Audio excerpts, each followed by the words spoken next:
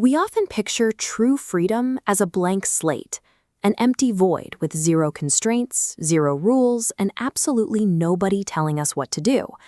But if you place a human infant in an environment with zero constraints and zero interference, that child doesn't experience liberty. They experience terror. Total isolation is biologically traumatic. Healthy brain architecture physically requires responsive relationships.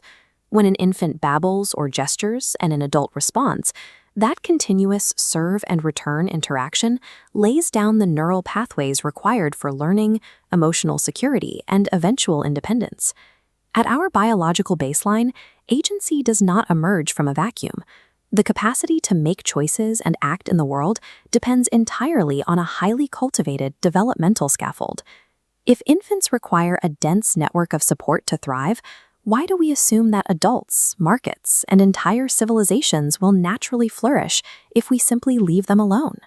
The economist Amartya Sen framed this problem through what he called the capability approach. He drew a sharp line between negative liberty, the absence of external coercion, and positive liberty, which is the actual capability to do what you value.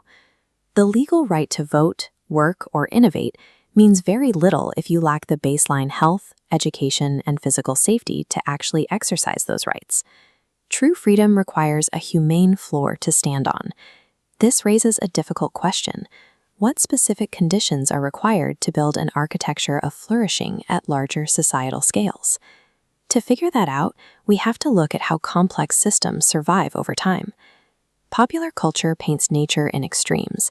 It's either a perfectly harmonious utopia or a brutal, violent arena of survival of the fittest. The fossil record tells a different story. Throughout history, major evolutionary leaps, like single cells combining to form complex organisms, only happen when rival entities figure out how to cooperate, divide labor, and suppress destructive internal conflict.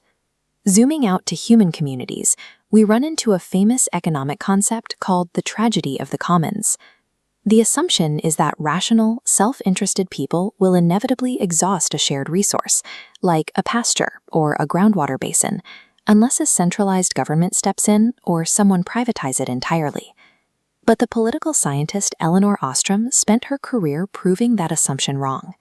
Through global empirical research, she found that local communities frequently design their own robust institutions to manage shared resources. They succeed by setting clear boundaries on who can use the resource, actively monitoring each other, and creating fast, low-cost ways to resolve disputes, a system she called polycentric governance. Long-term survival in any complex system does not run on automatic competition. It requires the active, deliberate construction of rules that align individual incentives with the health of the collective. Even with the best rules, systems face a major vulnerability. Reality has feedback. Ecosystems, financial markets, and communities all generate quiet warning signals when their operating conditions begin to degrade. Listening to those signals requires epistemic maturity. But humans and institutions naturally protect their self-concept. We want to maintain the stories we tell about ourselves. When faced with evidence that threatens our identity, reasoning often turns into defense. Through motivated reasoning and institutional silence, organizations will actively minimize, reinterpret, or even hide uncomfortable facts to preserve their reputation and legitimacy. When protecting a system's identity becomes more important than updating its models based on reality, that system loses the ability to course-correct. It effectively guarantees its own collapse.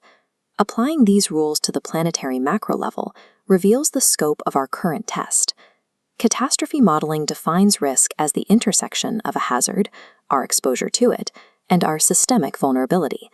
A powerful technology only becomes an existential hazard when it meets a civilization that lacks the coordination capacity to handle it safely. This creates a generator function for global risk, the multiplication of rivalrous win-lose games by exponentially growing technological power. We are taking the same competitive drives that once fueled tribal resource wars and amplifying them with tools that have global, irreversible reach. This grid visualizes the logic of the trap.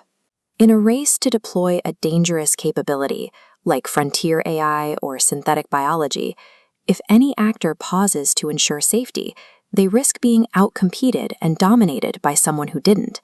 Each competitor is forced to rationally accelerate, driving every player toward a universally destructive outcome where nobody wins. The result is a structural mismatch.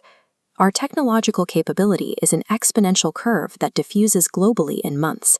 Our governance, which relies on the slow, high-trust processes of local monitoring and shared rules we saw in Act 2, adapts at a crawl.